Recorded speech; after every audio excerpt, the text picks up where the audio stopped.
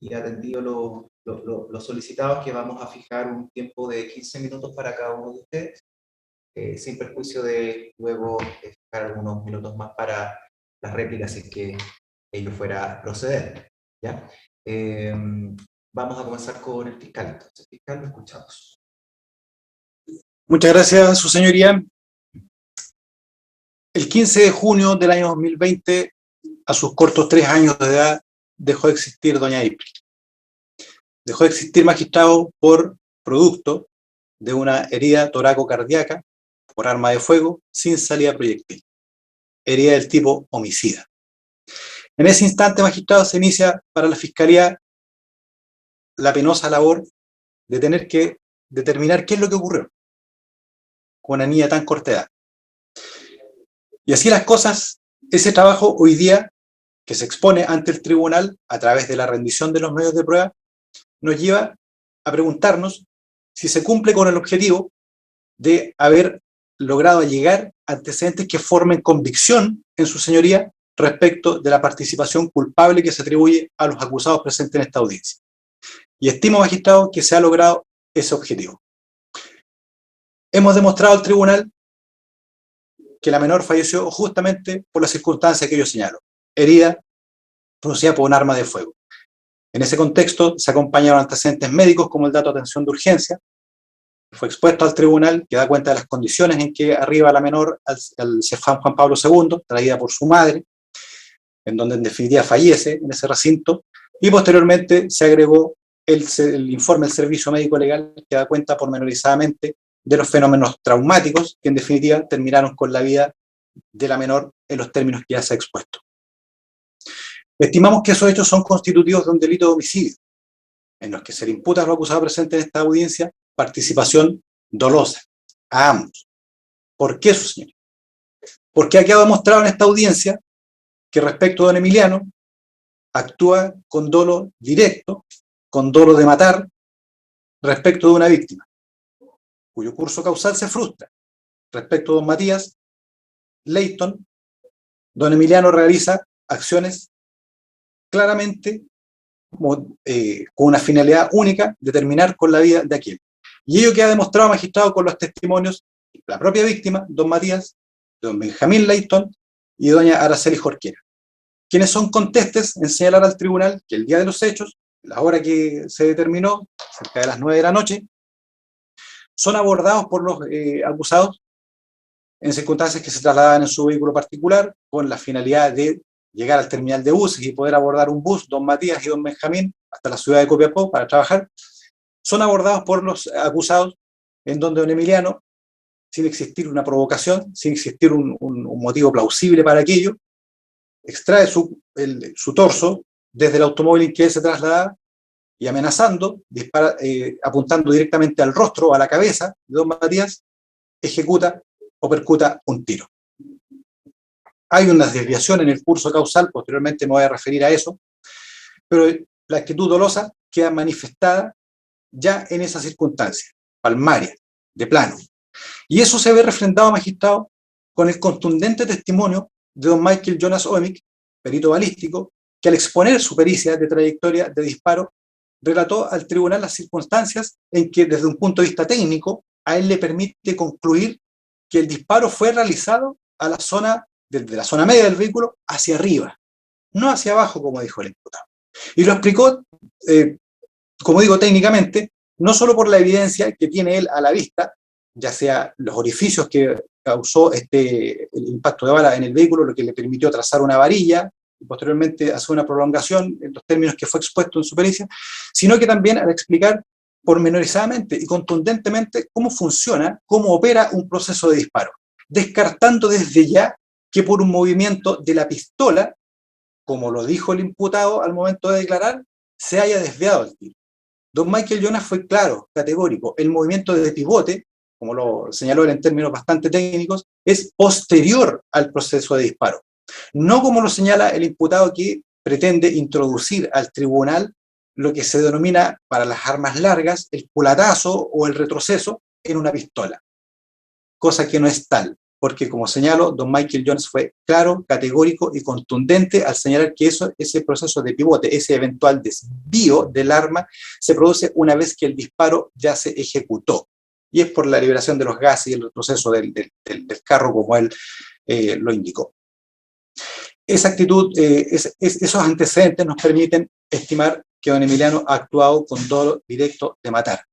Y luego hierra en su intención inicial, en cuanto a agredir a don Matías, y termina acabando con la vida de la menor de doña April. Y en ese sentido se ha dicho, hay una aberratio ictus, un error en el curso causal, su señoría. Esa aberratio resulta irrelevante. No se puede alegar dicha circunstancia en atención a un principio muy claro, que es la previsibilidad. ¿Era previsible para el acusado que en el automóvil se trasladaran más personas? Sí, la respuesta es sí, y es categórica.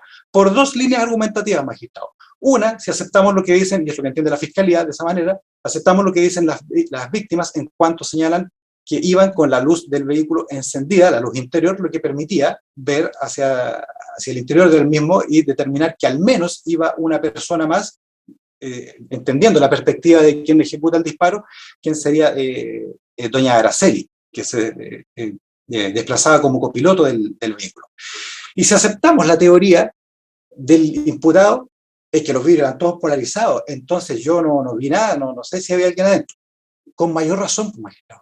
¿Se puede representar el imputado si hay más personas al interior del vehículo cuando se ha acreditado ante el tribunal que son personas conocidas, aun cuando no sean amigos, que son personas conocidas y se ubican a la familia las unas a las otras?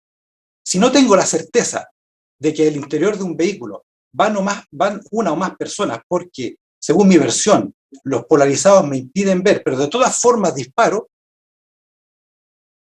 asumo desde ya el riesgo y desde ya las consecuencias que ese disparo pueda provocar en terceras personas que no estoy viendo, pero que puedo prever que pueden estar en el vehículo. Porque, como indico, esto no se tiene la certeza de que no estén. No es un disparo al aire libre, en donde la persona está sola y veo que no hay nadie más. En las condiciones en que se ejecutó, ya sea, como digo, que aceptemos la teoría de la Fiscalía en cuanto a lo que señalan las víctimas que iban con la luz prendida y sí se podía ver, o la del imputado, de todas maneras, magistrado, resulta insostenible la teoría del aberratio ictus. ¿Por qué le imputamos este mismo dolo, esta misma acción a don Johnny? Porque entendemos, magistrado, que aquí existe una convergencia de dolos, hay un dolo común. ¿Y por qué lo sostenemos? Porque existen actos anteriores, coetáneos y posteriores ejecutados por don Johnny que dan cuenta de esa acción. Anteriores, sabe de la existencia del arma de fuego, sabe que en su vehículo, su acompañante porta un arma de fuego, se fotografió con ella, se acompañó esa fotografía al tribunal. Entonces, al saber de la existencia de esa arma de fuego, incluso también desde ya podemos adelantar que tiene la posibilidad de disponer de ella, porque no le fue prohibido acceder a ella, porque ya la manipuló, se tomó una fotografía con el arma de fuego. Si bien no podríamos sostener que salieron derechamente a matar a una persona, lo cierto es que, de acuerdo a los propios dichos de los acusados, salieron a hacer una peguita. Y al aclarar de qué se trataba la peguita, era a robar. Y si vamos con un arma de fuego, que es un elemento idóneo para causar la muerte de una persona, a robar, desde ya me represento y acepto como posible que la persona que va con esa arma de fuego, eventualmente, en esta peguita, pierda el control o a efectos de cualquier cosa, utilice esa arma de fuego contra el camionero, contra el bombero de la COPEC, contra quien sea. Por actos coetáneos, magistrado, ha quedado demostrado, de acuerdo a los testimonios de las víctimas, de los testigos y de los propios acusados al momento de prestar declaración, que lo que existió aquí fue un seguimiento al vehículo que luego empiezan a tratar de vestirlo, como dice la descripción de la víctima, o a echarle la choreada, dijo, con el vehículo. Y eso, como digo, queda demostrado no solo por los dichos de las víctimas. Cuando se le consultó a don Emiliano a qué velocidad iba, no sé a qué velocidad iba. pero sí el motor sonaba fuerte.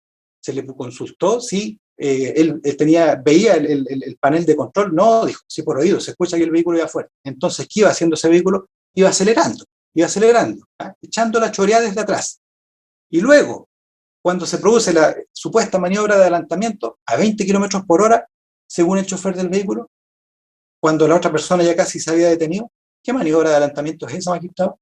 ¿No será más correcto decir que lo que hubo, y como lo señalan las víctimas, fue alinear un vehículo al lado del otro para facilitar de esa manera la acción del disparador? Eso, magistrado, entendemos que ha quedado suficientemente demostrado de acuerdo a la dinámica que se ha podido establecer de ocurrencia del hecho. ¿Y por qué digo por actos posteriores? Porque cuando fue consultado insistentemente por mí, le preguntó: ¿usted por qué disparó? Le dijo: oye, ¿qué onda? ¿Qué te pasó? Oye, ¿qué pasó allá atrás? No, nada, nada. Y remató su respuesta con que ya era. Bueno, si ya era. Entonces, si ya era, estoy aceptando el resultado de lo que acaba de ocurrir. Por eso digo, magistrado, categóricamente, que concurre este dolo en don Johnny por sus acciones anteriores, coetáneas y posteriores. Porque incluso podía anteriormente haber dicho: no, ¿sabes qué? Con una pistola no te subí a mi auto. No, compadre, yo ando en esa, me bajo, dejémoslo aquí. O posteriormente: no, ¿sabes qué? Yo no estoy de acuerdo con lo que pasó, te bajáis, te voy a denunciar, no sé. Cualquier cosa que denote una reprobación, una no aceptación de ese resultado de lo que acaba de ocurrir. Esas mismas consideraciones, magistrado, nos llevan a determinar que en el porte del arma de fuego, en el porte legal de arma de fuego, habiendo acreditado que ninguno de los dos cuenta con autorización para tener ningún tipo de arma de fuego, nuevamente estamos en presencia de este dolo común. Don Emiliano, porque la aporta, porque reconoce que la lleva, porque los antecedentes posteriores también dan cuenta de eso, del hallazgo del arma de fuego, las declaraciones de su expareja, da cuenta que llegó con el arma de fuego en su poder, que la agredió con la misma, dan cuenta de esa acción directa del porte, la posibilidad que tenía don Giovanni de acceder a la misma, de acceder a que se transporte en su vehículo, de en definitiva de tener esa potestad potencial sobre el arma de fuego. Entiende la Fiscalía que deviene de igual manera en un dolo común, en un dolo de actuar conjuntamente y de aceptar las consecuencias de todo lo que con esto ocurra. Y respecto, magistrado, de la realización de disparos injustificados en la vía pública, ya se señaló, no había ningún motivo plausible para efectuar ninguna acción de disparo en las condiciones en que se realizó. No había una potencial legítima defensa o un malentendido que, de acuerdo a lo que, de acuerdo a lo que se ha expuesto en el tribunal, pudiera llevar a su señoría a entender que sí, hubo un motivo justificado. No, señoría, que parece que hizo algo con las manos, que me dio la impresión que yo pensé que no es motivo suficiente para desenfundar un arma de fuego y disparar en contra de una persona de un vehículo a otro, su señoría. Como señalaba al inicio de mis alegaciones, el 15 de junio del 2020 se apagó penosamente la vida de April. Entendemos, magistrado, que hemos allegado antecedentes suficientes para que el tribunal adquiera convicción en cuanto a la participación culpable de ambos acusados. Hemos formulado acusación en contra de ellos, magistrado, se han solicitado penas en el mismo libelo, y para cerrar mi alegación, reitero, magistrado, la solicitud de que aquellas se dispongan en conforme han sido solicitadas.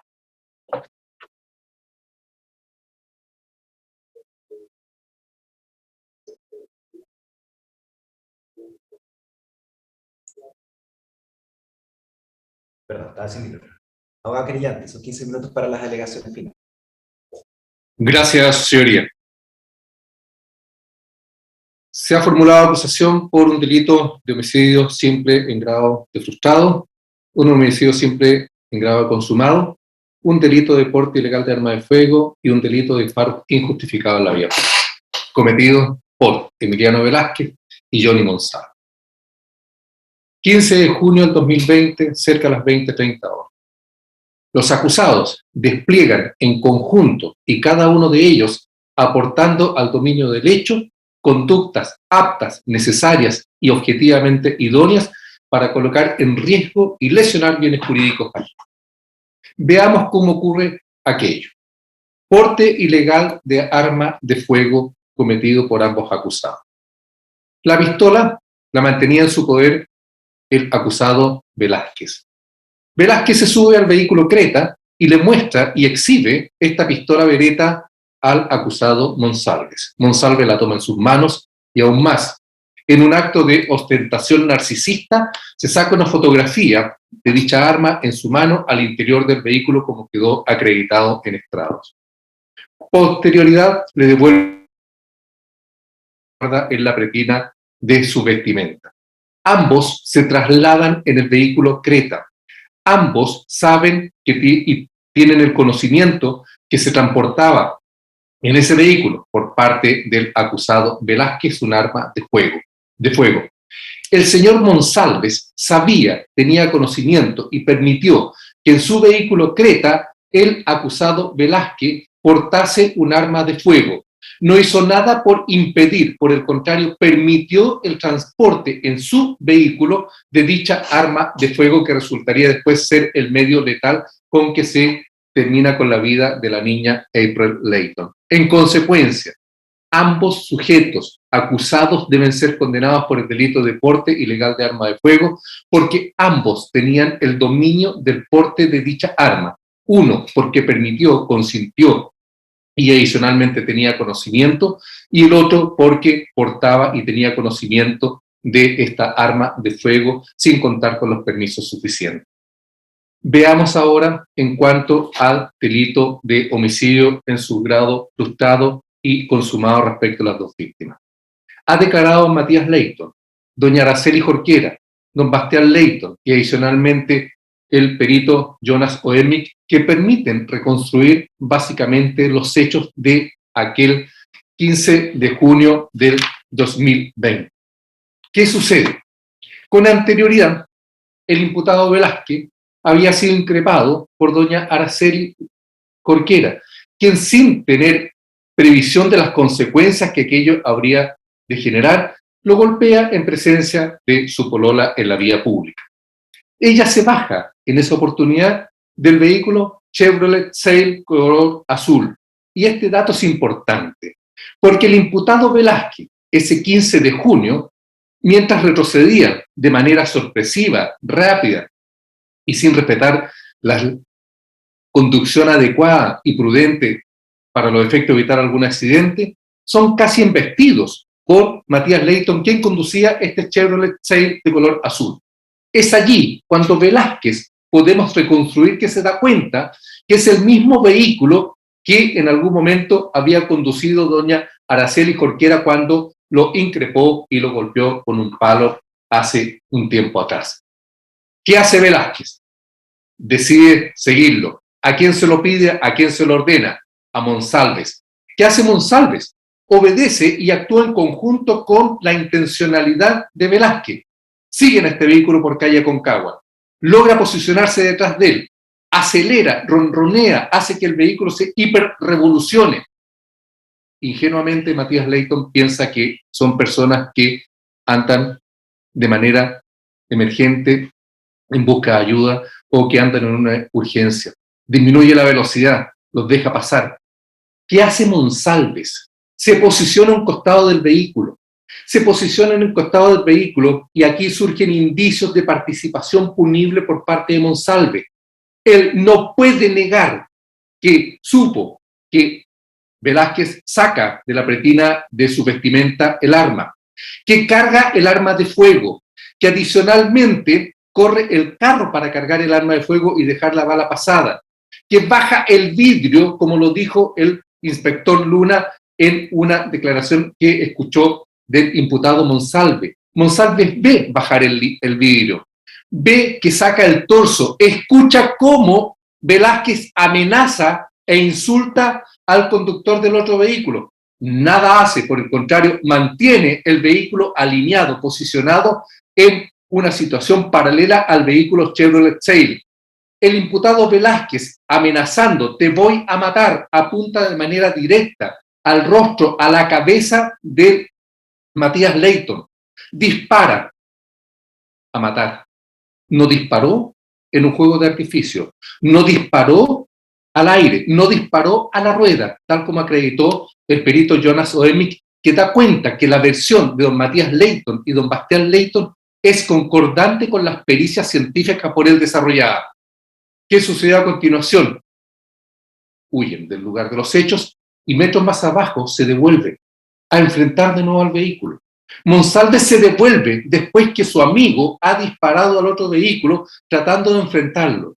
Presa del pánico, Matías Leyton se mete en un pasaje en donde logra obtener ayuda y Araceli Jorquera, con su hijita ya moribunda, se suben a un vehículo de personas caritativas quienes la llevan al servicio de urgencia. Y cuando van por calle Aconcagua, viene bajando de nuevo este vehículo, conducido por el señor Monsalve, y se escuchan disparos nuevamente aterrorizando, en este caso, a Araceli, que llevaba a su hija ya moribunda. Sus señorías, creemos que en estos hechos, cuando Velázquez dispara a matar a Matías Leyton y hiere mortalmente a Araceli Jorquera, claramente hay participación delictual, como pasaremos a explicar. En relación con el homicidio frustrado de Matías Leyton, aquí no existe tentativa de homicidio. Actuó con dolo directo. Manejaba armas de fuego y sabía lo que significaba manejar un arma de fuego. Reconoció en estrado que iba a los cerros a practicar puntería con latas y que en definitiva apuntaba y utilizaba armas de fuego. Sabía cargar un arma de fuego, sabía el poder letal de un arma de fuego, utilizaba armas de fuego para cometer delitos. Consciente y voluntariamente ejecutó conductas dirigidas a matar. En un momento bajó el vidrio, sacó el arma de sus vestimentas, corrió el carro, cargó el arma, amenazó y con bala pasada, con el brazo extendido, disparó directamente a matar. Que ello no haya ocurrido es un evento azaroso que ya no dependió de él, pero él ejecutó todo de su parte y hizo todo lo necesario para que el homicidio se consumase, pero si no se verificó fue por causa independiente de su voluntad. Homicidio frustrado en calidad de autor, dolo directo. Homicidio consumado a la niña April Leyton. La creación de un riesgo real, efectivo, desaprobado social y jurídicamente, consistente en perseguir, cargar el arma, apuntar, amenazar y disparar a otro vehículo en movimiento, específicamente al chofer, con la intención de matar, es constitutivo un delito de homicidio. Si el acusado sabía que la conducta desplegada y el medio utilizado normalmente provocan resultado de matar y herir, eso no se puede desconocer. El acusado quiso la realización de la conducta típica, dijo, te voy a matar, y dentro del querer del acusado se encuentran los resultados por él directamente queridos y también aquellos necesariamente unidos a la conducta realizada o al resultado que directamente quiso y aquellos que se representó o debió representarse como probable consecuencia de su acción. Y sin quererlos directamente, los aceptó para el caso que realmente se produjesen. ¿Por qué el vehículo llevaba las luces encendidas, este Chevrolet Sail? Casi chocan y embisten, tuvieron que hacerles el quite de manera imprevista. Es en esa circunstancia que surge el indicio que permite establecer lo que dijo don Matías y lo que dijo doña Araceli. Estaban buscando un teléfono que se les había caído a los niños momentos antes. Ella es la explicación de por qué estaban las luces encendidas. Entonces, ¿pudo percatarse de la existencia de más personas cuando saca el torso para disparar a Matías Leyton? Sí, por supuesto, porque estaba en una posición de adelante hacia atrás desde un costado, el vehículo con las luces encendidas. Si no hubiese tenido las luces encendidas y hubiese estado con los vidrios polarizados, como lo dijo el señor fiscal, debió representarse necesariamente esta circunstancia. Aún más, representándosela, quiso satisfacer su deseo de matar y aceptó los resultados sobrevinientes. En este punto, en sentencia ROL 158-2020 del Sexto Tribunal Oral en lo Penal de Santiago, se condenó a un sujeto que disparó hacia el interior de un bus matando a un menor de edad y se le consideró que en ello hubo dolo eventual. hay dolo eventual cuando el sujeto se representa el resultado típico como probable consecuencia de su acción, la que realiza porque consciente en la producción de aquel antes de privarse del fin que perseguía, que él quería matar, y se puede pues definir como la voluntad que consiste o acepta el resultado criminal representado en la mente del sujeto solo como posible. Su señoría debe ser castigado Emiliano Velázquez a título de autor por concurrencia por haber actuado con dolo eventual. No por culpa con representación, porque la culpa con representación funciona cuando no existe dolo. Y en todo caso, su señoría, si se estima que aquí hay aberratio ictus, claramente la solución la da el profesor Echeverry en su Tratado de Derecho Penal, parte general, tomo 1, página 341, en el sentido que la regla del artículo 1, inciso 3, se debe interpretar claramente como el sentido de la regla legal es que siempre hay responsabilidad doloso por el delito cometido. ¿Esto qué significa? Que cuando se quiere, en definitiva, como lo dice la norma del artículo 1, inciso 3, el que cometiere el delito será responsable de él e incurrirá en la pena que la ley señale, aunque el mal recaiga sobre persona distinta de aquella a quien se proponía ofender. La ley es clarísima. Él se proponía ofender a Matías Leyton. Se representó o pudo haberse representado la existencia de otras personas al interior del vehículo, dolo eventual. Si no se las representó, responde a título de dolo por la muerte de la niña April Leyton. Y adicionalmente, este error en el golpe debe ser de tal manera esencial que no puede ser previsible por parte del autor del hecho, y en este caso era absolutamente previsible. Por lo tanto, no tratándose de un error esencial, sino que además de una cuestión azarosa, debe responder a título de dolo eventual. Monsalves y su conducta. Monsalves obedece a la petición de Velázquez. Monsalves posiciona el vehículo después de darle alcance. Monsalves se da cuenta que cuál es la intención que tiene Velázquez. ¿Hizo algo Monsalves por evitar esto? No. ¿Hizo algo Monsalves que contribuyera de manera esencial al dominio del hecho por parte de Velázquez? Por supuesto. Aquí lo que existe es que, en definitiva, el dominio del hecho de Monsalve constituye su función específica: conducir el vehículo, perseguirlo, dar alcance, sobrepasar, alinearse a un costado del vehículo, posicionarse mientras se desplazan de una manera tal que Velázquez pueda ejecutar la totalidad de la conducta homicida que desplegó en esos momentos, disparar a matar. Y en este punto, Monsalves no puede desligarse de su responsabilidad, porque él sabe, Velázquez sabe, y nosotros podemos deducir que Monsalves contribuyó de manera significativa, esencial y de una manera objetiva para que Velázquez pudiera consumar y ejecutar la conducta homicida. El dominio funcional del hecho por parte de Monsalves es que si eliminamos su participación, eliminamos su acción, el resultado no se produce, la conducta homicida de Velázquez no es posible de realizar. Ambas conductas, la de Velázquez y la de Monsalves, funcionan en términos paralelos, con un fin común, con un destino común, con un propósito común, y adicionalmente uno es funcional a la conducta de otro. Sin una conducta, la otra no se puede ejecutar. En consecuencia, las contribuciones constitutivas aportadas esencial e inequívocamente por Monsalves permiten atribuirle participación en calidad de autor en los delitos de homicidio simple consumado en la persona de la niña April Leyton y de homicidio simple frustrado en la persona de Matías Leyton. En relación con eventual colaboración sustancial, esperaremos las alegaciones de las defensas para los efectos de excluir aquellas pretensiones y nos reservamos para la réplica aquellas alegaciones. En consecuencia, señoría, consideramos que los hechos por los cuales se ha acusado y los delitos por los cuales se ha formulado acusación fiscal a la cual hemos adherido se encuentran plenamente justificados y acreditados por la prueba a que se ha hecho referencia tanto por el señor fiscal como por esta defensa, haciendo presente, su señoría, finalmente, que en la sentencia ROL 92-2021 se sancionó al conductor de un vehículo que proporcionó el dominio del hecho funcional al autor de los disparos y, en síntesis, se le castigó también a título de autor.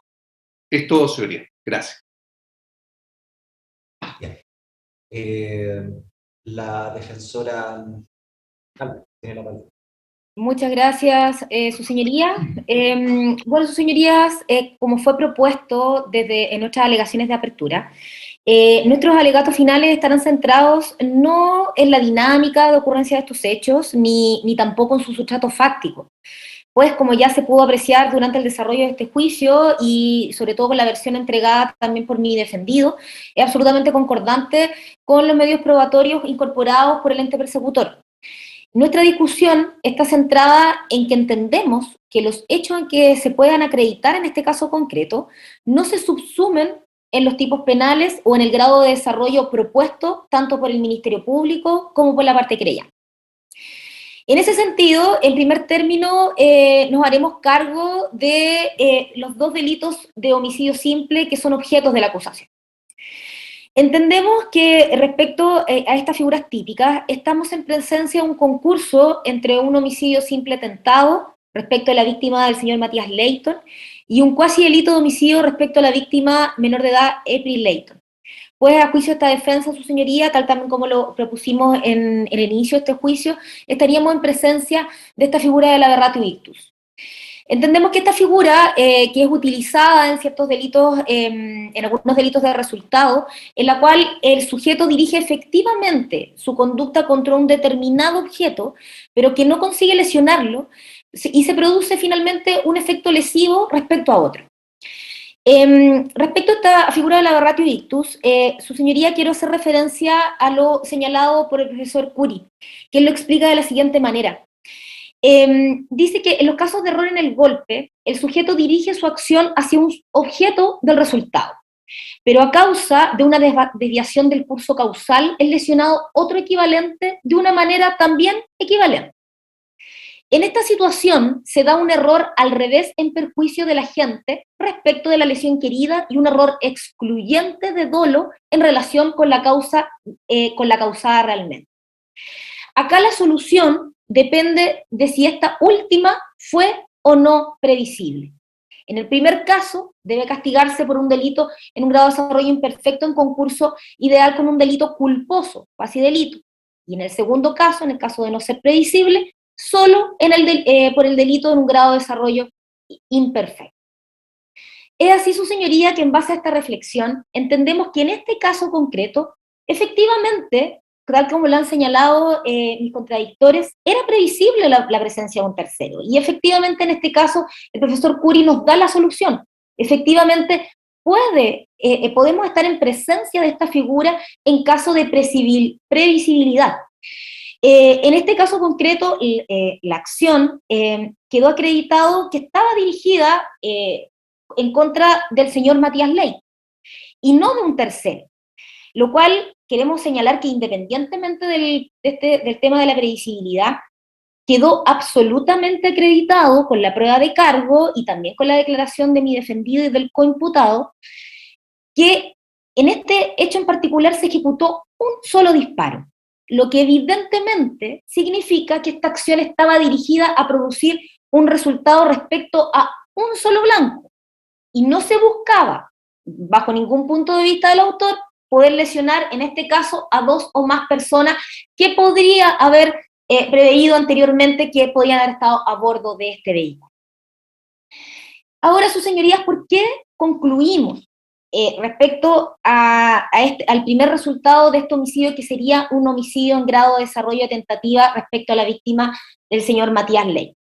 En primer lugar, entendemos que efectivamente el autor dio principio a ejecución de estos hechos.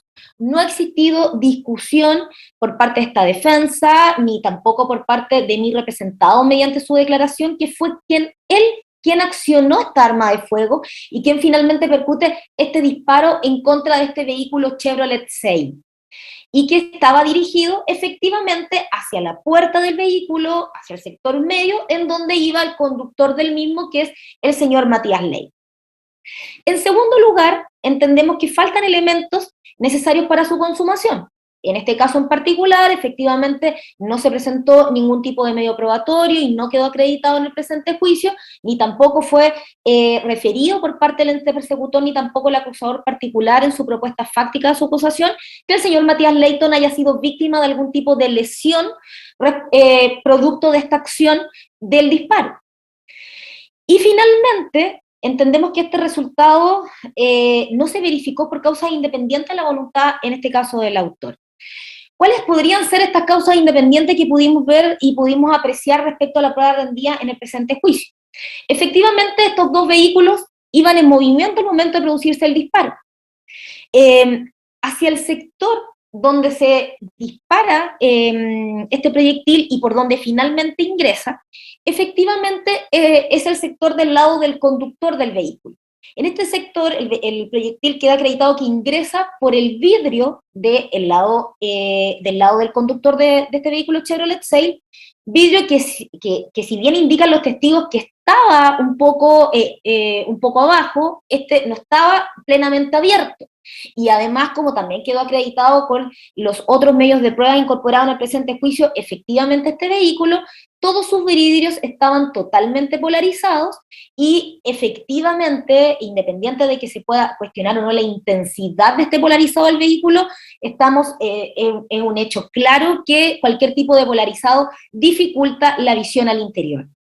Ahora, esta versión entregada por parte de los testigos en el presente juicio de que la luz estaba encendida al interior del vehículo, lo cual podría permitir una visión efectivamente al interior que podría haber ayudado, en este caso, al señor Velázquez a haber podido precisar mejor el blanco o la dirección de su disparo.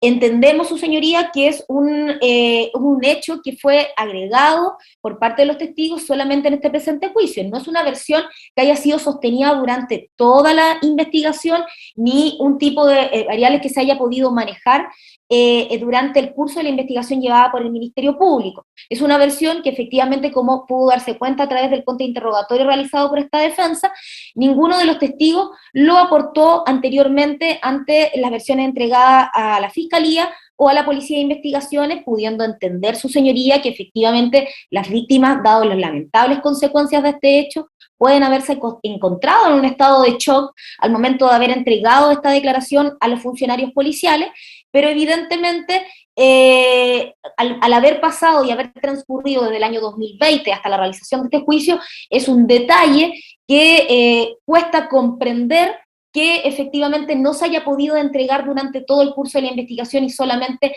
haya sido referido en su declaración en juicio. Ahora, su señoría, respecto al segundo resultado, que es respecto a la víctima April Leyton, entendemos que estamos en presencia de un cuasi delito de homicidio, como lo señalamos desde el inicio de este juicio.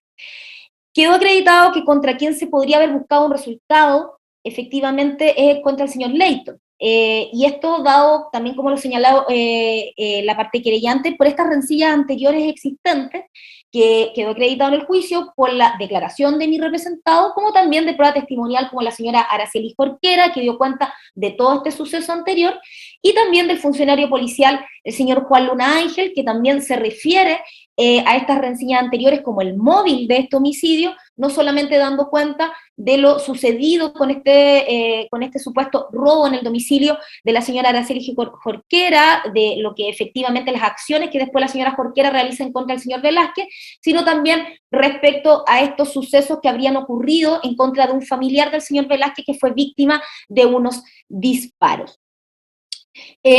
Por lo tanto, su señoría, efectivamente queda acreditado que quien podría haber sido el blanco respecto, estando claro el móvil del homicidio, era el señor Leyton. Y como ya lo señalé anteriormente, efectivamente también está acreditado por toda la prueba de cargo que se ejecutó un solo disparo. Por ende, si bien el imputado Velázquez puede haber existido la previsibilidad de que en el vehículo se podrían haber trasladado más personas aparte del conductor, y considerando las características que ya he señalado, como los vidrios polarizados, que todos estos iban cerrados, salvo un poco el del conductor, y que el hecho efectivamente ocurrió en la noche y no en la luz del día, estamos claramente, a juicio de esta defensa, en presencia de una acción imprudente, una acción peligrosa por parte del señor Velázquez, porque evidentemente estaba utilizando un arma de fuego, y tal también como lo refiere en este caso el profesor Curi en su obra de Derecho Penal, parte general, respecto a cuando se refiere a la culpa consciente o la culpa con representación, efectivamente se refiere a que importa un alto grado de irreflexión o descuido y una actividad del agente creador del riesgo indebido. Ahora, su señoría, me quiero referir brevemente a los otros tipos penales que somos objeto de acusación. En cuanto al delito de porte ilegal de armas, también como lo anunciamos en nuestras alegaciones iniciales, no vamos a proponer en este caso una discusión respecto a este tipo penal ni a la participación de mi defendido. El propio imputado, efectivamente, también como lo señaló el señor fiscal en sus alegatos de clausura, reconoce el porte del arma de fuego, reconoce su accionar, y entendemos también, su señoría, que para este ilícito el legislador efectivamente señala de manera expresa un castigo independiente del delito base, por ende, su señoría, no vamos a plantear mayores discusiones respecto a este tipo penal. Pero sí, sus señorías, vamos a discutir y vamos a insistir en nuestra petición de absolución respecto a la figura típica de disparo injustificado en la vía pública. No solo, su señoría, porque entendemos que la prueba de cargo no fue suficiente para acreditar este ilícito, sino que de manera más relevante, entendemos que, a diferencia del delito de porte ilegal de armas, acá el legislador no hace ningún tipo de alusión que este delito deba ser expresamente penado con independencia de algún delito base. En consecuencia, entendemos que esta acción de disparar, y en este caso en particular en la vía pública, porque ahí es donde ocurrieron los hechos de este juicio, era necesariamente un medio para haber conseguido el resultado castigado con otro tipo penal independiente. Entendemos que efectivamente este delito se subsume en el tipo penal de homicidio, que es perseguido tanto por el Ministerio Público como por el acusador particular. Pues efectivamente, sin este disparo, no estaríamos bajo ningún punto de vista en presencia de la figura típica del artículo 391, número 2. Claramente, su señoría, entendemos que si se llegara a una decisión condenatoria por este ilícito, se estaría infraccionando lo dispuesto en el artículo 63 del Código Penal por infracción al principio de ne bis in idem. Y mis últimos minutos, su señoría, me quiero referir a lo que dice relación con la colaboración de mi representado en el presente juicio y también en el proceso. Entendemos, sus señorías, que la declaración de mi representado, el señor Emiliano Velázquez, debe ser valorado con la concurrencia de la circunstancia atenuante del artículo 11, número 9 del Código Penal. Entendemos que la discusión planteada por esta defensa, y así ha sido claro durante todo el desarrollo de este juicio, es básicamente respecto a la calificación jurídica. El imputado, su señoría, en la declaración prestada en el presente juicio, como también la prestada en el marco de esta investigación, efectivamente reconoce el núcleo de la imputación. Es más, también entendemos que el propio Ministerio Público prescinde de cierta prueba que estaba ofrecida para efectos de poder contrastar al imputado en una posible declaración y contradicción, o si éste hubiese guardado silencio, o si hubiese negado cierta parte de la dinámica de estos hechos. Y entendemos que si existió esta prescindencia para el Ministerio Público, efectivamente no fue necesario, porque el imputado reconoció su participación en estos hechos de este juicio, reconoció la dinámica de los hechos de forma completa, de forma pormenorizada, de lo que sucedió antes del disparo, lo que sucedió al momento del disparo, y también todo lo ocurrido posteriormente hasta el momento de su detención. Y no solamente su participación, sino también, en este caso, aporta la participación, en este caso, del coacusado de estos hechos. Por lo tanto, entendemos que de lo fáctico, de la autoría y del núcleo está claro. Y entendemos que la declaración del imputado fue absolutamente colaborativa y concordante con aquello. Acá entendemos que la discusión que se podría plantear es respecto a la intención que puede haber tenido el autor, y esto básicamente con la dirección del disparo, si este iba directamente al señor Matías Leyton o no, de acuerdo a la versión entregada por mi defendido. En este punto sí quiero hacer presente, su señoría, que efectivamente de acuerdo a la prueba, a la declaración de mi defendido en este juicio oral, de acuerdo a sus expresiones, efectivamente él da cuenta de que el disparo iba dirigido hacia la puerta del lado del conductor donde iba el señor Matías Leyton.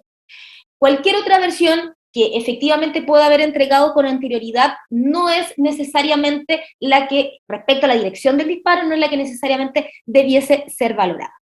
Entendemos también, su señoría, que respecto a este punto, que efectivamente es donde podría existir discordancia, como lo dijo el perito balístico, la versión sostenida y valorada por él para efecto de la realización de su pericia número 9 del año 2021,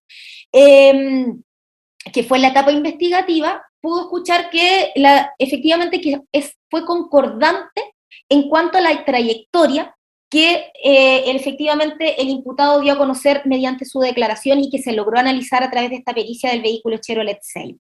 La discordancia efectivamente estaría respecto a este término, que es la dirección del disparo. Si bien el imputado refiere que su disparo iba dirigido hacia el vehículo, en este caso, como dice, presenta hacia la puerta donde iba el conductor, expresó en el presente juicio también mediante su declaración que él no era un disparador perito, por decirlo así, que efectivamente existía una cierta poca expertise de su parte como tirador. Nunca negó que ella lo había manejado armas antes, nunca se puso en la situación que esta era la primera vez en su vida que tenía un arma en las manos. No, él fue claro en decir que efectivamente antes había manejado armas, pero como tirador no era efectivamente un experto, lo había hecho solamente en algunas oportunidades. Por lo tanto, si tomamos en cuenta que efectivamente la perspectiva del señor Velázquez era de que disparó hacia el vehículo, hacia el lado donde estaba el conductor, y efectivamente consideramos que existe una impericia a su parte como tirador, y también con lo señalado por el perito balístico, que efectivamente influye en la dinámica del disparo. De hecho, él utilizó el término obviamente influye que dos vehículos vayan en movimiento. Entendemos que estas circunstancias también pueden efectivamente influir en la percepción que haya tenido el señor Velázquez hacia dónde efectivamente apuntaba y dónde finalmente terminó siendo el impacto final, lo cual no resulta ser en el fondo tan extraño si también analizamos las versiones entregadas por los testigos en el presente juicio, específicamente el señor Leyton, la señora Araceli Jorquera, quienes señalan que de acuerdo a su percepción, de acuerdo a lo que ellos vieron el día de los hechos, el imputado Velázquez apuntaba directamente hacia la cabeza del señor Matías Leyton, lo cual, si lo analizamos con la pericia del señor Jonas que nos expuso en el presente juicio, efectivamente no es para nada concordante con la trayectoria que finalmente tuvo el disparo y lo que analizó de manera técnica en el vehículo Chevrolet Sail. Es por eso, su señoría, que entendemos que esta diferencia y esta discordancia no obsta para nada en el ánimo colaborador que el imputado tuvo en el presente juicio y también en el proceso. Es por eso que entendemos que por razones de justicia, efectivamente debe existir algún merecimiento de quien se allana al camino del Ministerio Público reconociendo su participación en el hecho punible y facilitando, su señoría, estoy terminando, y facilitando también la labor del juzgador al momento de efectivamente tomar convicción respecto a los hechos, al desaparecer prácticamente la subsistencia de dudas, tal como lo hizo el acusado, no solo en el presente juicio, sino también en toda la etapa investigativa. Muchas gracias, su señoría. Señor Ilavaca, su turno para sus alegaciones finales. Gracias, señoría. Su señoría, vamos a levantar un primer tema en relación con la participación que se le atribuye a mi defendido en relación con los dos delitos de homicidio. De acuerdo, su señoría, al libelo acusatorio y la cita de las normas legales, a él se le atribuye la participación del 15 número 3 del Código Penal.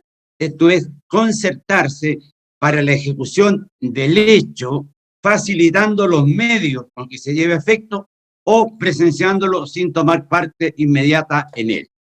Lo anterior, su señoría, a nuestro juicio obliga a que exista demostración suficiente, más allá de toda duda razonable, sobre esa concertación de voluntades en los términos antes señalados para la ejecución de los hechos constitutivos del homicidio según la acusación.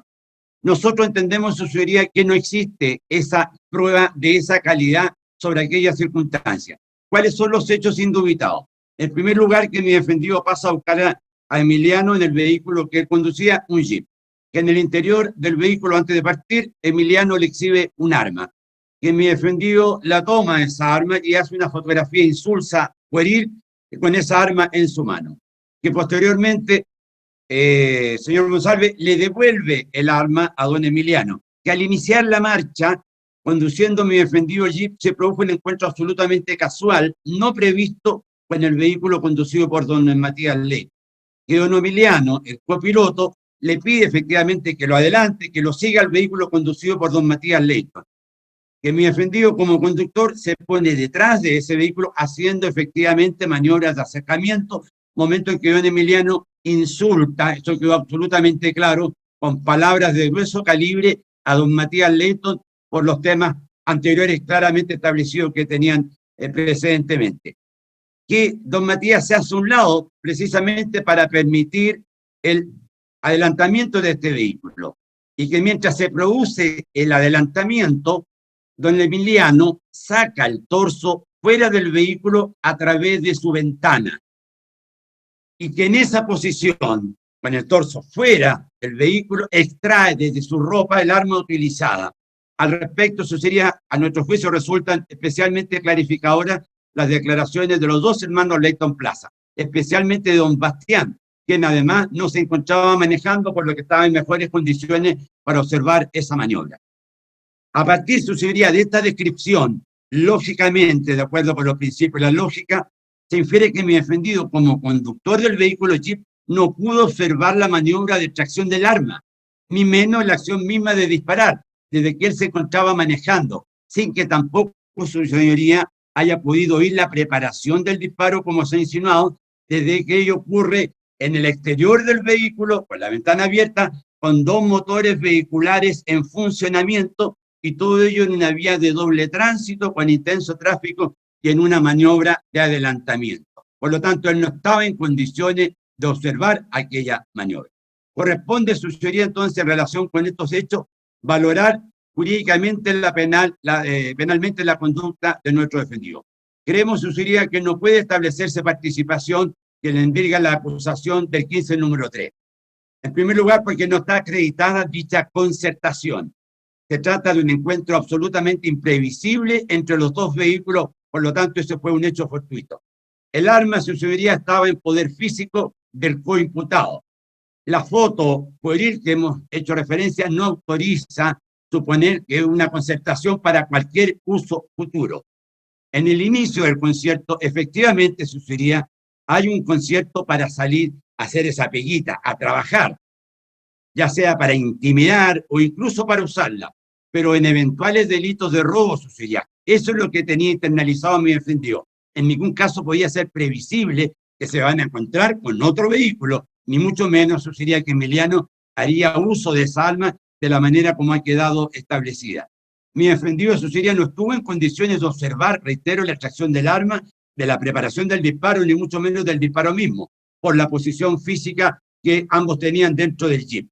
El arma, reitero, se extrae con el torso afuera del vehículo. De acuerdo con los principios de la lógica, sucedería, ello ocurre de espalda. Sucedería, la participación atribuida a Monsalve es la que se conoce como la del autor cómplice, la del 15 número 3, lo que supone, su señoría, y así lo dice la doctrina, un acuerdo expreso de voluntades que va más allá de la mera convergencia de dolo. Y en este sentido, su señoría, me permito exhibir este libro ampliamente conocido, Comentario del Código Penal chileno, dirigido por el profesor Politov, Ortiz Quiroga y coordinado por don Jean-Pierre Mat. Acuerdo expreso de voluntades, respecto del cual no existe ninguna prueba, un acuerdo expreso de voluntades, ni siquiera sucedería de la previsibilidad de la conducta espontánea de Emiliano, ni tampoco de la presencialidad, la capacidad de presenciar por parte de mi defendido. Conforme a estos mismos autores, sucedería, la segunda parte del 15 número 3, cuando hace referencia a presenciar el hecho, sin concierto expreso de voluntades, no presenciar el hecho, si no hay concierto de voluntades, es una conducta impune. Con cuánta mayor razón sucedería si el hecho no ha sido presenciado porque no ha podido ser presenciado. No es solamente una valoración, sino que solamente no ha podido ser presenciado de acuerdo a la dinámica. Por lo tanto, eso sería, entendemos que la acción de disparo constituye un acto atribuible exclusivamente a don Emiliano, en el cual no tiene participación mi defendido. Claramente eso sería en contrario. Efectivamente podemos admitir que sí hubo un concierto, y este era solo para adelantar o seguir el vehículo con la finalidad tácita de hostilizarlo o insultar al conductor, conducta con la cual efectivamente mi defendido cooperó.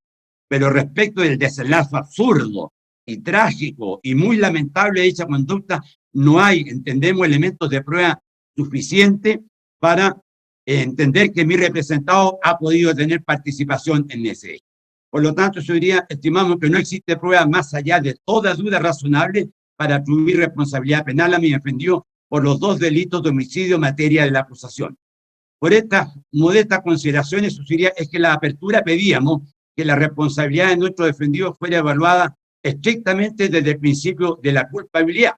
Es decir, conforme al cual no hay pena sin culpa, ya sea, como en este caso, porque no hay participación punible o porque no hay dolo propio, ni tampoco hay un dolo comunicable de don Emiliano a mi defendido. Yo diría, como reiteradamente lo señala la jurisprudencia, la culpabilidad es un elemento de la esencia de todo delito, de todo juicio de reproche, y que para su concurrencia es necesario que se compruebe el conocimiento del ilícito por parte de quien incurre y la voluntad de transgredir la norma que lo consagra, más precisamente la intención de vulnerar el bien que ella ampara. En los mismos autores, sugería antes mencionado, lo señalan expresamente en la página 57. Por último, sugeriría esta falta de culpabilidad de mi defendido, de algún modo queda reflejada incluso con su conducta posterior, en el sentido que antes de conocer positivamente, porque ellos no se enteraron del funesto resultado de la acción de don Emiliano, al momento de su detención narra libre y espontáneamente toda la dinámica de los hechos con estricto apego a la verdad, como han resultado acreditados, proporcionando incluso el nombre de su acompañante, quien hasta ese momento no estaba todavía plenamente identificado. Eso sucedería en relación con la participación. Sucedería, en subsidio haremos alegaciones sobre la naturaleza de los delitos, manteniendo nuestra tesis, en todo caso, de ausencia de participación. En este caso sucedería, son 2 los hechos en materia de la acusación, y en esto insisto mucho, causados por un único disparo. Sucedería, cada uno de estos delitos supone un dolo propio, es decir, internalizar la conciencia y la voluntad de matar a una persona, el delito de homicidio consumado, y la conciencia y la voluntad de poner todo lo necesario para causar la muerte de otra persona, el consumado y el frustrado. Por los principios de la lógica sabemos, sucedería, que ello es imposible con un único disparo, a menos que se disponga de un arma o de una bala que sean capaces de proyectar una trayectoria zigzagueante, lo que ciertamente no es razonablemente concebible. De aquí que cualquier valor sucedería lo señalado por la Juez de Defensa. Frente a un solo disparo efectuado con la finalidad de matar al conductor del vehículo errado, no pasa de ser una tentativa de homicidio, toda vez que claramente no se ha puesto todo lo necesario, ya que ha faltado algo esencial, apuntar correctamente. Ante la ausencia de elementos, sucedería solo cabe refugiarse en el conato o en la tentativa. Los mismos autores que vengo citando sucedería, señalan en la página 85, el que apunta y no da en el blanco comete solo tentativa, pues faltó en su actuar el hecho de apuntar con precisión lo que hubiese desencadenado el curso causal homicida. ¿Y cómo sancionar entonces sucedería la muerte efectiva y muy lamentablemente producida? Bueno, para eso la doctrina, a través de mucho tiempo, y la jurisprudencia ofrece una solución. Entendemos, sobre la base de un único disparo, que ello solo puede ser castigado a título de homicidio culposo, solución que se ofrece por la doctrina para resolver el denominado aberratio ictus. La aberratio ictus sucedería horror en el golpe, tiene lugar en aquellos casos en los que el sujeto dirige su actuar en contra de un objeto determinado, produciéndose, sin embargo, el resultado en un objeto distinto, como ya se ha señalado, debido a una desviación del curso causal, figura exclusiva de los delitos de resultado.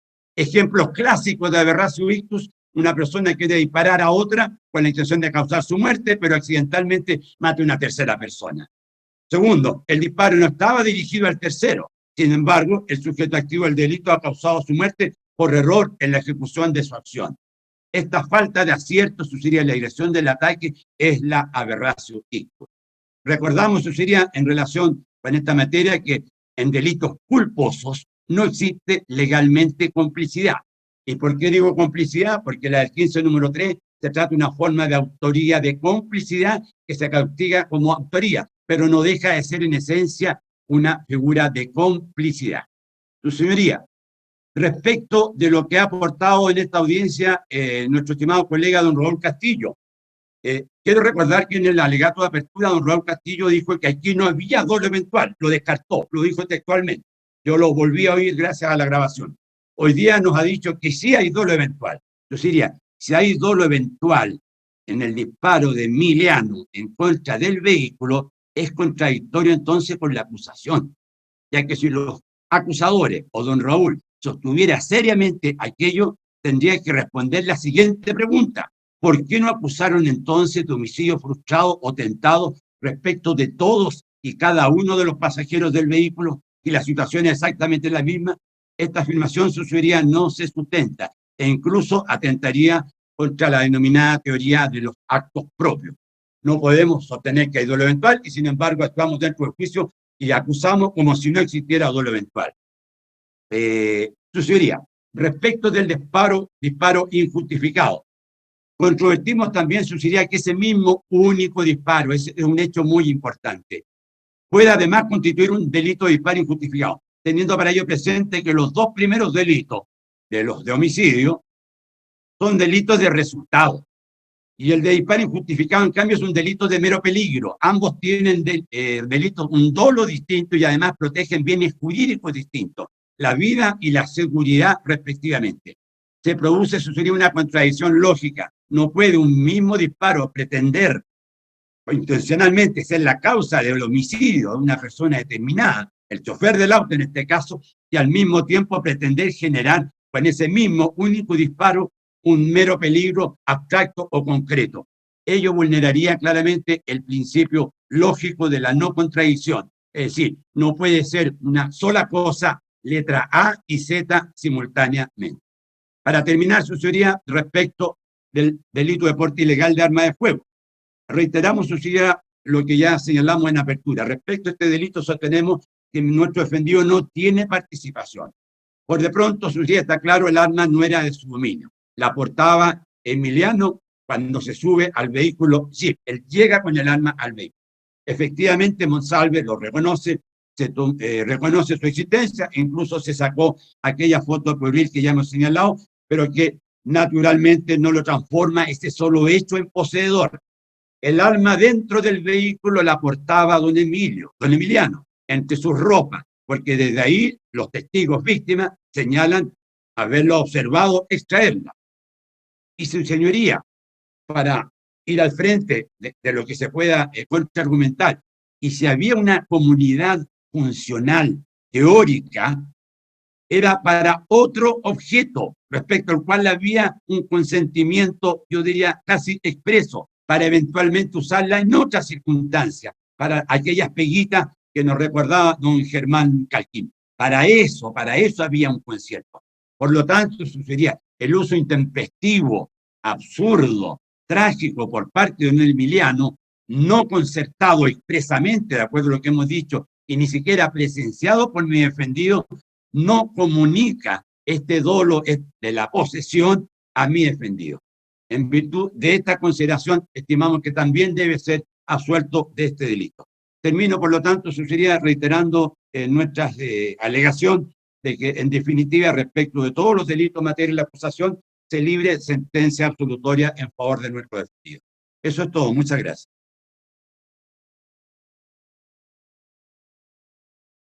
Señor Lavaca, cuando dice todos los delitos, me imagino que también comprende el disparo no autorizado. Injustificado. Injustificado, Sí. perdón. La vía pública. Se le atribuye la acusación. Bien, fiscal, ¿va a hacer uso de su derecho a réplica? No, su señoría. No. Abogado querellante. Sí, su señoría. Tiene 3 minutos para ello. Gracias. Primeramente, respecto de las afirmaciones efectuadas por la defensa del señor Velázquez.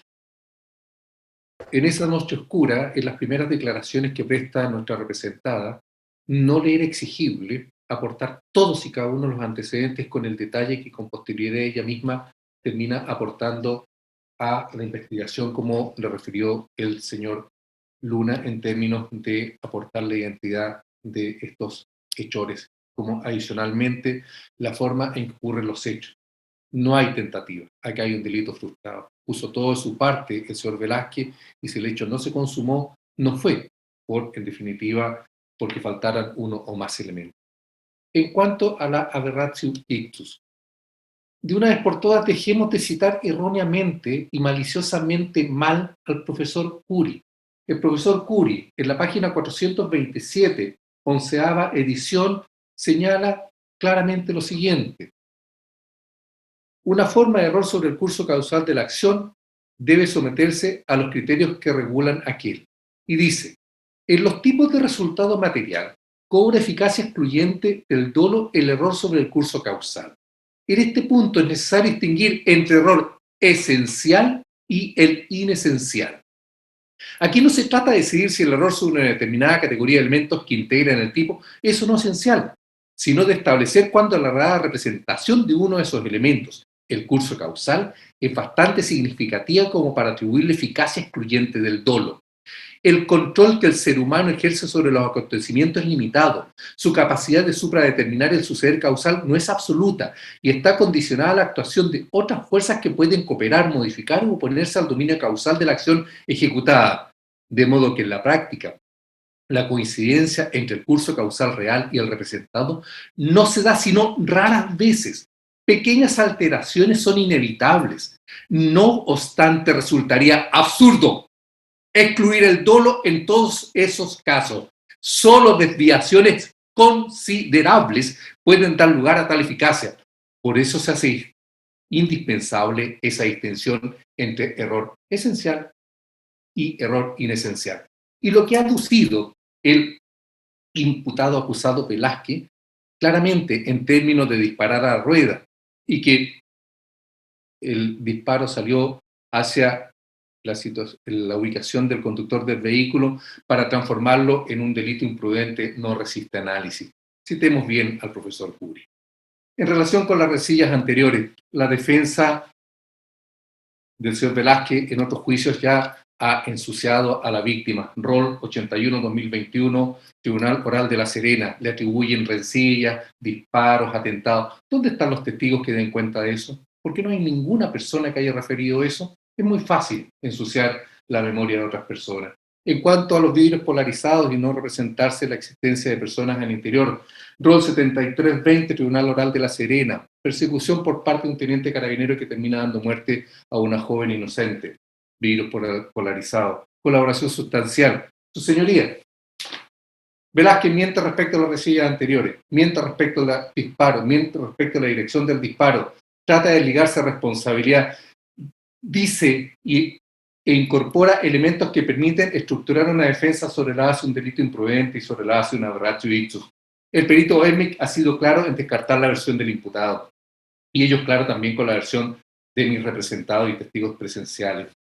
La tesis es bastante simple. Eliminemos la declaración de Velázquez. El hecho punible y la participación delictual se acreditan de todas maneras. Su aporte al proceso, y en este caso el juicio oral, trató de desligarse de responsabilidad, introducir elementos fácticos distorsionadores y adicionalmente proporcionar los elementos fácticos como para que su defensa pudiese alegar aquello que en definitiva alegaba. Lo mismo pasa con Monsalve. Miente. ¿Cómo que no supo? ¿Cómo que no aportó nada sustancial para el dominio del hecho? Adicionalmente, ¿cómo que no se percató que sacó la pistola de su pretina, que cargó el arma, que corrió el carro, que bajó el vidrio? No se dio cuenta nada de eso. Doña April Leighton dicen que en algún momento él estaba con cara descubierta y lo ve mirar y sonreírse. El concierto previo de extraerse los indicios. Se trata de alejar en cuanto a la ejecución del hecho. En relación sucedería con el arma y que no la portaba el señor Monsalve. Claramente tenemos en este punto que considerar que básicamente el señor Monsalves trata de desligarse de su responsabilidad. Y en cuanto a los disparos injustificados en la vía pública, que se trata de obtener sentencia absolutoria, claramente hay un disparo injustificado. Y adicionalmente debe solucionarse esto conforme al artículo 17, letra B, de la Ley de Control de Armas, que ordena y dispone sancionar vía artículo 74 del Código Penal, haciendo caso omiso y dejando fuera todo tipo de concurso aparente de leyes penales o de otro tipo. En consecuencia, creemos que no hay colaboración sustancial. El solo hecho de sentarse a declarar y aportar antecedentes que en definitiva son contradictorios y pretenden exculpación, no es eso. Y adicionalmente, aceptar que un acusado se siente estrado ante vuestras autoridades y mienta de manera descarada, claramente es un incentivo para que la mentira se yerga como un elemento de tesis de defensa que sirva para exculparse de responsabilidad. Y eso no es admisible en un Estado democrático de derecho en que los jueces son la salvaguarda de las instituciones y de los bienes jurídicos que en algún momento todos los ciudadanos exigimos que se nos respeten. Es todo, señoría. Gracias. Defensora Álvarez, ¿va a replicar? Señoría, muy brevemente, solamente para hacerme cargo de las expresiones del señor querellante en cuanto a que mi representado habría utilizado su declaración para que ha sido una declaración mendaz y para prácticamente incorporar algún tipo de información que pudiese básicamente, como dijo el señor Castillo, mentir descaradamente a sus señorías mediante la declaración prestada. Creemos que esta defensa fue clara al momento de su clausura, que de acuerdo a todas las expresiones utilizadas por el señor Velázquez, creo que la única discordante es respecto a la dirección del disparo. Respecto a que fue él la persona que accionó el arma, respecto a la ubicación del vehículo, respecto a la hora en que ocurrieron los hechos, respecto a estas rencillas anteriores, que de verdad no comprendo en qué parte pudiese ser una expresión mendaz, si la propia señora Jorquera reconoce que efectivamente sucedió un ilícito de robo en su domicilio, que ella posteriormente, al encontrarse al señor Velázquez, quien había sido sindicado por una vecina, toma un palo y lo golpea. O sea, si eso no hubiese provocado una rencilla anterior, tanto contra la señora Araceli o tanto contra su marido o su pareja, efectivamente todavía no veo cuál pudiese ser la falsedad en el móvil de las rencillas anteriores, móvil que también fue corroborado por el oficial de caso en este juicio. Además, es un hecho de la causa. Además, decir que efectivamente, si eliminamos la declaración del señor Velázquez, este juicio efectivamente podríamos haber llegado a un mismo resultado.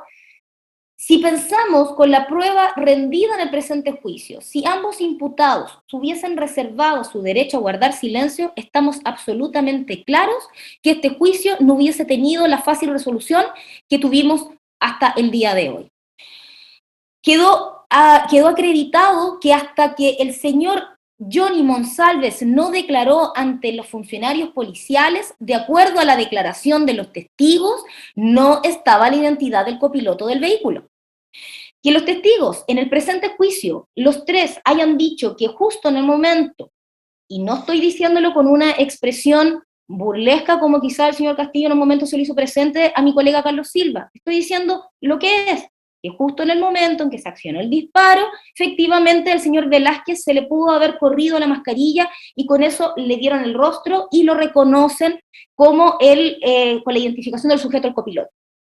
Su señoría, el señor Juan Luna, que tomó declaración y fue el oficial de caso, fue absolutamente claro que los tres testigos que declararon en el presente juicio, todos fueron concordantes en decir que el copiloto iba con mascarilla, que las únicas características que entregaron respecto a ese sujeto fueron de características respecto a la tez, respecto al cabello, respecto a las vestimentas, pero no sabían quién era, y que posteriormente, cuando ya tenían la identidad del sujeto mediante la declaración del señor Monsalve, recién tomaron nuevamente declaración de la señorita Jorquera, quien ahí aportó información respecto al señor Velázquez mediante su apodo, el Pulga, y también al señor Johnny Monsalve mediante su apodo El Alejo. Eso no ocurrió antes. Las declaraciones que prestaron ante los testigos no entregaron, no sabían la identificación del sujeto. Entonces, negar una colaboración y negar que efectivamente mediante su declaración colaboraron en este proceso, efectivamente esta defensa no está de acuerdo y seguimos insistiendo en que las declaraciones del señor Velázquez no son mendaces, al contrario, debiesen ser valoradas como una actitud colaborativa con la atenuante del artículo 11, número 9 de nuestro Código Político. Señor Vaca, su turno, si es que desea replicar. Un minuto nomás, señoría. Entiendo de las réplicas que se habría virtualmente abandonado la teoría del doble eventual porque no se ha insistido en ello. Y respecto, señoría, de la cita que pretendió corregir el señor Castillo, del profesor Curi, haciendo la distinción entre error esencial y no esencial, señoría, estamos hablando de otra clase de error. No estamos hablando de error de prohibición, estamos hablando de error en el golpe. Y qué más claro y evidente en este caso cuando existe absoluto consenso de que el disparo se hizo con la conciencia y con la voluntad de causar la muerte del conductor del vehículo y no se produce ese resultado. No se le causó absolutamente ningún daño. Por lo tanto, claramente eso es absolutamente esencial. Se buscaba negro y se obtuvo blanco. Y el resultado fue, claro, terrible, terrible, pero no buscado, pero claramente culposo, negligente, irresponsable, y podríamos estar varias horas señalando adjetivos. Es claramente una forma de error esencial en la terminología que usó el colega Castillo, y por lo tanto es plenamente esta institución que fue precisamente creada por la doctrina y para la jurisprudencia para situaciones tan complejas como la presente. No es un caso de laboratorio, estamos en un caso absolutamente real y que calza absolutamente con los parámetros como la doctrina trata estas situaciones. Solamente eso, muchas gracias. Bien. Lo escuchado, entonces, se declara por ahora cerrado el debate. Corresponde en este momento otorgarle la palabra a los acusados. Les voy a pedir en el CP de Guacharalume, si es que se encuentra algún gendarme a su lado, si les puede activar el micrófono, por favor, porque le tengo que hacer una pregunta a los acusados y necesito que me respondan al micrófono.